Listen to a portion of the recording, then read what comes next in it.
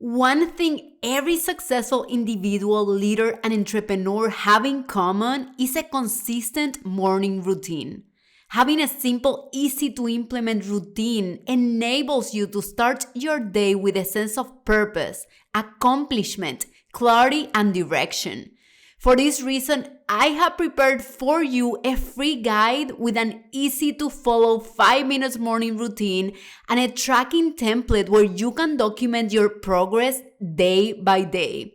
I've been receiving messages from some of you already telling me how this habit has transformed your days for the better. Download this 5 minutes morning routine right now by clicking the link on my show notes so you can start your day on purpose.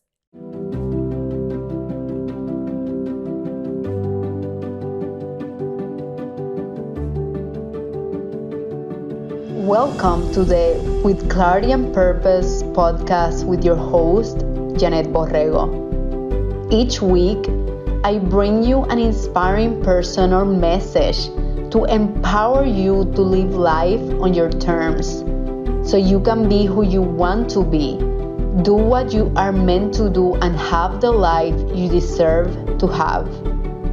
We will provide you with practical and cutting-edge approaches to continue getting clarity and direction on your path, mastering your mindset, and gaining confidence to tap into your inner wisdom so you can live on purpose.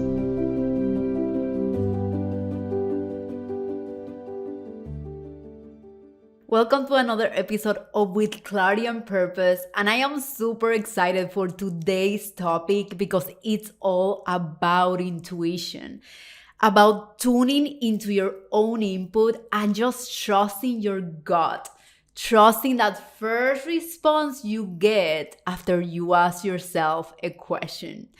And let me tell you a story first. The other day, I just got this feeling that I wanted to start publishing in Instagram just daily messages. And I wanted it to be something creative. I had done this before with my 100-day meditation challenge. I was meditating every single day. And then after my meditation, I would record a 5 to 8 minutes video on any insights I got in my meditation practice. So this time I wanted it to be different. And I was like, okay, how can I make it more creative? How can I do something a little bit outside of the box? And I thought of Oracle cards. If you are not familiar with Oracle cards, they are simply cards with illustrations that have a short message. That's all you need to know. And I was like, ooh, it would be cool just to shuffle the cards and ask for the intention of the day and then pull a card and just start talking about how I feel about that card and talking about that message, what that means to me, because a lot of people can benefit from it. I've done it now for a couple of weeks, and every single thing that we talk about, every single message has been really meaningful in context of mindset and empowerment. So I was like, you know what? I'm gonna do it. And again, it was just this calling, I call it download, that I got the other day while simply just thinking about the intention for the day. And I just followed this gut feeling. And I started recording every day, and people really liked it. So they were messaging me and they were like, oh my God, I love these messages. And honestly, I'm doing it for myself because I always like to set the intention for today. But in sharing it with others, I'm also adding value to others. So anyways, the other day I go to sleep and I start dreaming, and I have a dream with this word Delphi. And in the dream, I tell myself, remember this word Delphi. And then I remember having another dream. And in that dream, I was telling to myself, I cannot forget this word Delphi, because I told myself in another dream that I couldn't forget it. And I remember after that second dream, just waking up and I'm like, oh my God, I cannot forget this word Delphi. And then I had another dream related to that. And I was so worried that I would forget the name or the word that I kept repeating it to myself, like Delphi, Delphi, in my dreams, in my awake state. It was just something really interesting. So I wake up and I tell Cody, I dreamt that I couldn't forget this word Delphi. And I was like, what is Delphi? I don't even know what that is. And then I was like, it must mean something. I went to Google and then I typed Delphi. And Delphi is a very famous place in Greece where they had the most prominent oracle, okay, based on their stories, of course. And this oracle would tell people what to happen. It would predict, right? Again, what I'm doing every day with my oracle cards in Instagram is not predicting. I'm just giving a message. The same would happen with or without cards. So I'm not predicting, just want to get that across. It's just an intuitive message more than anything. But I had this dream. And when I read it in Google, like this place that was the place of a very prominent oracle in Greece, I remember that I had been there. Crazy. I actually went to Greece probably like 5 years ago. And I remember going to that place, to Delphi. But honestly, consciously, I didn't remember any of it. And it was interesting that it was connected with the oracle cards that I was pulling every day. And I reminded myself how precious the mind is. Now, I'm telling you this, and you may be thinking, how is this related to intuition? That is exactly what intuition is. Let's put things into perspective. We have the conscious mind, which is the one that is aware of what we are doing right now, where we are. And we have the subconscious mind. The subconscious mind is the one operating most of things at all times. Right now, it's taking care of your breath. It's taking care of how everything works in your body. It's taking care of your behavior, your beliefs. There are so many things that are at the subconscious level. Now, the subconscious mind is a super mega computer. So it can absorb a lot more information than the conscious mind can. Actually, it's estimated that around you, there are always 2 million bits per second of information. This is coming from a book called Flow. And out of the 2 million bits per second of information, we can only consciously process 126 bits per second. This is almost zero, everyone. So it is so important because often we think that everything is conscious, that change is conscious, that beliefs are conscious, but we are having the bulk of the work happening in our body, in our mind, and everywhere else is at the subconscious level. Now, the subconscious has the capacity to store every single memory. I mean, honestly, it has almost unlimited capacity. And at times, we may get those downloads from the subconscious mind that sometimes they don't make sense to you, but they're there within you. That is exactly why I was doing the oracle cards. Then I had this random dream about Delphi. And then I kept having dreams about Delphi, which Delphi resulted to be the place in Greece where a very prominent oracle used to live, per the legends, right? I don't know if this happened in reality or not. Now, my conscious mind didn't know that, but my subconscious mind, for some reason, it processed the word oracle, and during my dreams, it bubbled up the information of that place I had been 6 years ago. The subconscious mind, as I mentioned, is a mega computer, so it's always processing and it's always trying to connect the dots to give you the information so you can make the best decisions for yourself. Now, the best decisions, I don't mean perfect decisions, because I truly believe that when we make decisions and we get the results we were not expecting, is because we needed to get a lesson at that moment. We needed to learn something. But how we define intuition and how psychology today defines intuition is basically a process that gives us the ability to know something directly without analytic reasoning, bridging the gap between the conscious and non-conscious parts of our mind, just like my dream, Oracle Delphi, which was crazy, and also between instinct and reason. So sometimes when we talk about intuition, we think of this woo-woo stuff that comes from nowhere, but it's not true. Intuition is also the connection to the memories and the knowledge that is stored at the subconscious level that we are not aware of, but it has been there for a long time, and maybe from yesterday or maybe from today. You gotta remember, when you enter a grocery store, there is a lot of information around you, but consciously you can just be aware of a few bits. The subconscious mind, on the opposite, is absorbing a lot of information that you're not even aware of.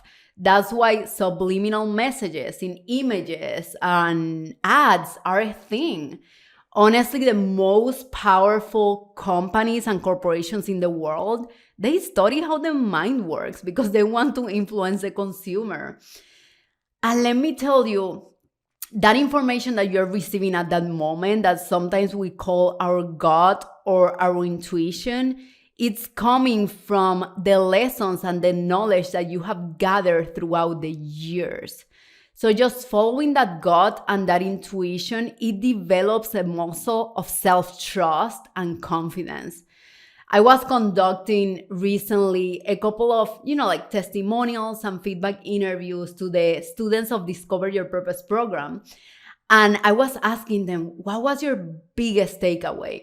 And honestly, a lot of them, one of the biggest takeaways was just trusting their gut. They learned for the first time to trust their own input, to trust that inner voice. Because even in my digital course and with my coaching clients, I'm always asking them questions. I'm always also running them through techniques and procedures to release any mental, emotional baggage, to define their goals. There are so many things that we do all together in the process. And when I ask a question, I always notice my clients and students, they start thinking and rationalizing and overthinking.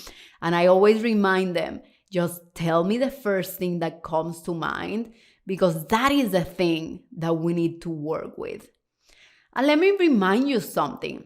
How many times you have been in a situation where your gut told you since the beginning, that's not the right relationship.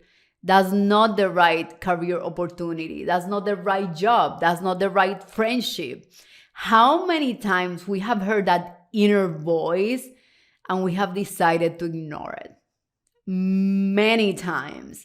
Even with my first corporate job in oil and gas, I had this inner voice. Honestly, even during my chemical engineering degree, I had this inner voice that was telling me, this is not it for you.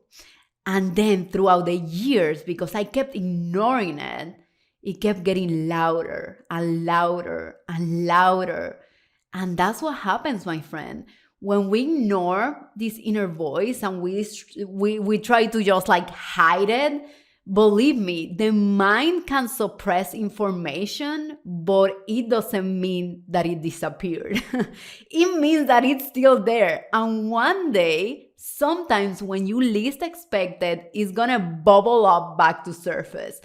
And it's gonna ask you to take attention of that and do something about it. It's gonna ask you for attention and you're gonna feel it. And when you feel it, my friend, it is time to take action. It is time to do something about it. So I think it's really important that you start trusting yourself, because here's the thing. We rely all the time to trust on others' inputs of our situations, on others' opinions. And let me tell you something. We are all trying to figure out ourselves. So asking someone else that is trying to figure out themselves about important decisions in your life that require your own input is like a blind leading another blind. It just doesn't make sense. And what if you don't have that person in the future? I think the muscle of intuition and just trusting in your own input, and the first thing that comes to mind, just that inner voice, and going with it is going to be a huge tool for your personal development, your growth, and everything else. And believe me, once I started to trust my intuition, the fulfillment and the self-confidence I felt skyrocketed, because self-confidence a lot of times is linked to feeling in control. And even though there are situations that are uncomfortable, but you know they are the right ones, when you make them, you're going to strengthen that self-confidence muscle, because now you're in control. Now you're doing the hard thing. Now you're showing up. And it is so important to recognize that. I want to also point you to this data. Out of the sample of several CEOs, 85% confirm that they make decisions based on their intuition. Now, I came from consulting before transitioning to full-time entrepreneurship, and I know the importance of data-driven decisions, right? So I'm not saying don't look at the data and just do everything out of your intuition. Even with data, the data itself doesn't do anything. The data needs interpretation. And that interpretation comes from your knowledge. And that intuition, remember, is directly linked to the knowledge that is at the subconscious level, that you're not even conscious that is there. Intuition is not only this woo-woo stuff. Intuition is directly linked to what you know already at the subconscious level. When things bubbled up for you, just trust it, because that builds that muscle of self-confidence and that muscle that you are in control, that you can tune into your own input and live a life with purpose. Now, what are the things that I usually do and I usually recommend my coaching clients and students to do in order to strengthen this muscle? The first one is meditate. I'm just a huge fan of meditation. I've been doing it. I started back in 2012 when my uncle introduced me to meditation, and I never looked back. I just kept doing it, because the more you meditate and the more you allow that space for you to get comfortable with who you are, get comfortable with exploring yourself, get curious about the thoughts that are coming while you're sitting there in silence, or maybe with a guided meditation. Honestly, between silence and guided, I prefer silence, because it allows me to start noticing, what is coming up? What are the thoughts? Why am I feeling how I'm feeling? So I think meditating, and I would start maybe with, if you're not used to meditating, maybe with 3 minutes every day in the morning, and focus on consistency rather than perfection. If you don't have 3 minutes, do 1, but do something. The other, when sometimes I struggle with overthinking and I get overwhelmed, and I just I know I'm in my head, right? And like Tony says, when you're in your head, you're dead. Something that I do is that I put my hand, my right hand or left hand, it doesn't matter, in my heart. And then I ask myself, what's the intention and how can I serve? I just ask myself a question that takes me back to the whole why of what I'm doing. And it also focuses on the desired outcome, which is to provide service, right, to all of you at the end of the day. I'm talking specifically about my business, but even in relationship, sometimes I have to break the pattern of operating from the head and start acting with the heart, right? So when you put your hands in the heart and you ask a question of whatever you're seeking the answer for, you'll be surprised with the things that come up. Super important, my friend. Trust your intuition. Remember that whatever you're hearing, that inner voice, it's coming from you. It's not coming from anywhere else. I hope you enjoyed this podcast episode, and I really hope you start practicing trusting your own input and your intuition, because my friend, you're gonna notice a huge shift in your energy, in your fulfillment, and in your joy. I hope you have a wonderful day, and I'll see you next week. Thank you so much for listening at With Clarity and Purpose. I really hope you enjoyed today's episode. Sharing is caring. Please share with your friends and family so we can continue building an empowered community together. I'll see you next week.